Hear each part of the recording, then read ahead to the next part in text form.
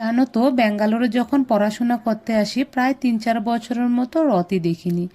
তো কাল ছিল রথ, গোপালকে রেডি করে সুন্দরভাবে সেবা দিয়ে বিকালবেলায় রেডি হয়ে আমি চলে গেলাম জগন্নাথ দেবের দর্শনে। আমাদের ঘরের পাশেই একটা ছোট ইস্কন আছে, সেখানে প্রত্যেক বছর করে রথ টানা হয় আর আমি এখানে রথ দেখতে যাই। এই ছোট ইস্কনটা রাজাজিনগরে অবস্থিত এবং এই ইস্কনটাতে একমাত্র জগন্নাথ দেব এবং পঞ্চতত্ত্বের পূজা করা হয়। তো মন্দিরের ভিতরে দর্শন করে চলে গেলাম বাইরে ঠাকুরের আরতি করতে। তো ঠাকুরের আরতি করার পর কিন্তু রথ বেরিয়ে পড়বে। তো আমার হাজব্যান্ডও চলে এসেছে আমার সাথে রথ টানতে।